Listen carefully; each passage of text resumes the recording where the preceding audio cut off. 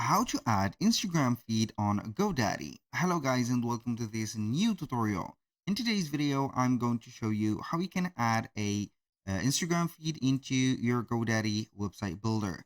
So it is going to add a little bit of a spice into your website. So you're going to let people or the visitors to see all of the contents that you're going to publish in Instagram.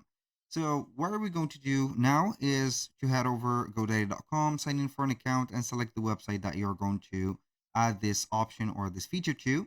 For example, in our case, I have selected this one. And then we're going to add a section. And this section is going to be very specific. We're going to select the place that we're going to add the section to. So we're going to add it before the end of the footer. And click on Add Section. And then you can have here the files and web, and we're going to choose from here HTML.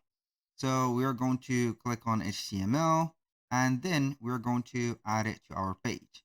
Now what are we going to do basically is to wait for the section to appear, click on the custom code and let the cursor here.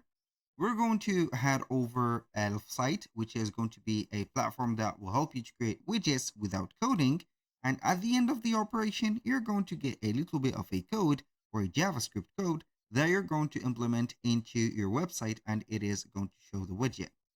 We're going to have here from the widgets, as you can see, some of the categories. We're going to focus on the social. So here, as you can see, we have some feeds like Facebook feeds, LinkedIn feeds, Pinterest feeds, Instagram feeds, and etc. We're going to select the Instagram feeds, and then we're going to click on create new widget.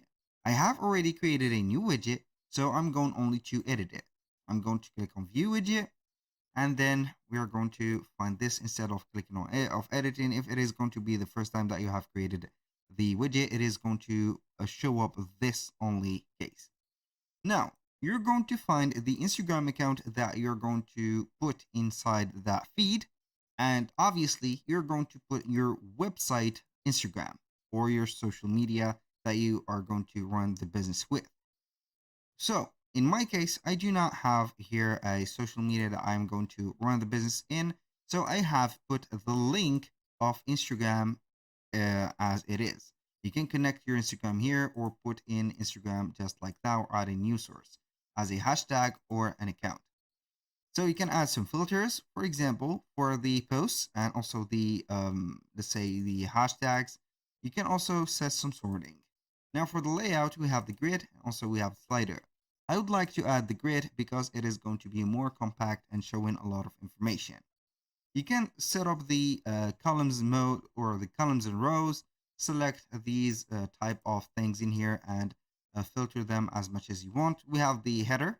You can show up what you're going to want from the header. For example, maybe you're going to have the picture, full name, username, verified badge, post count. So let's see here, the follow button. You can go ahead and customize it as much as you want. The feed title, you can add a feed title, the post or the type of the post that you want. For example, the text, I'm not going to show the text. I'm only going to show the likes and etc. And finally, the style, you can go ahead and set up the color scheme, the customizing elements like the header, the post, the load more button, pop up, and etc. And the final one is going to be the language, which is going to be uh, setting up the language of the specific account.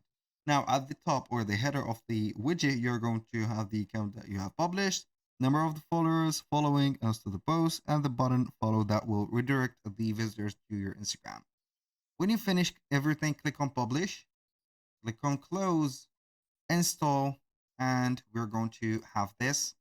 Click on copy. We're going to head over here at our site, paste it right there. Boom.